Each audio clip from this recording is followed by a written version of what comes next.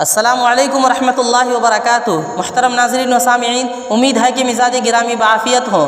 ناظرین، آج کی ویڈیو میں شیخ محمود آفندی نقشبندی رحمۃ اللہ علیہ سے متعلق چند ایسی باتیں لے کر حاضر ہوا ہوں جسے سن کر آپ حیران رہ جائیں گے۔ جی ہاں ناظرین، ترکی میں جب خلافت عثمانیہ کا خاتمہ کیا گیا تو کچھ علماء نے حکومت سے چھپ کر درختوں کے نیچے دیہاتی گاؤں میں وہاں کے بچوں کو دینی تعلیم دینا شروع کیا۔ جب طلبہ فوجیوں کو آتے ہوئے دیکھتے تو فوراً کھیتی باڑی میں مشغول ہو جاتے۔ یوں محسوس ہوتا تھا جیسے یہ بچے تعلیم حاصل نہیں کرتے ہیں۔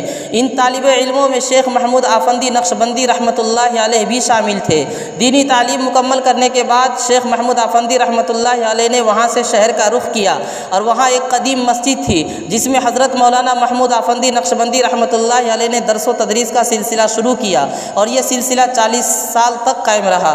تقریباً 18 سال تک آپ کے پیچھے کوئی نماز پڑھنے کے لیے تیار نہیں تھا، لیکن 18 سال کے بعد آہستہ آہستہ لوگ آپ سے جڑنے لگے اور آپ کی اقتداء میں نماز ادا کرنے لگے۔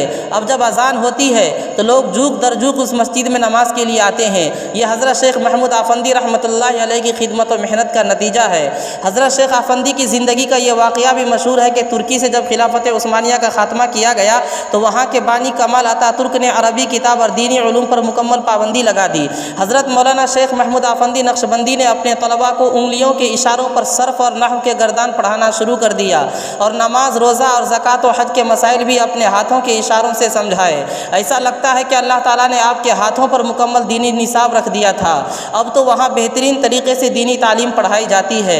شیخ محمود آفندی کا جو عقیدہ ہے وہی الحافظ رجب طیب اردگان کا بھی ہے۔ شیخ محمود آفندی کا عقیدہ وہی ہے جو حضرت مولانا قاسم نانوتوی رحمۃ اللہ علیہ کا تھا۔ شیخ آفندی نے حضرت مولانا قاسم نانوتوی رحمۃ اللہ علیہ کو 14ویں صدی کا مجدد کہا ہے اور 18 جلدوں میں ترکش تفسیر روح الفرقان لکھی اور اس کی چوتھی جلد کے صفحہ 724 پر مولانا اشرف علی تھانوی رحمۃ اللہ علیہ کو شیخ المشائخ اور مولانا زکریا کاندھلوی رحمۃ اللہ علیہ کو امام، محدث اور علامہ کے القاب سے یاد کیا ہے۔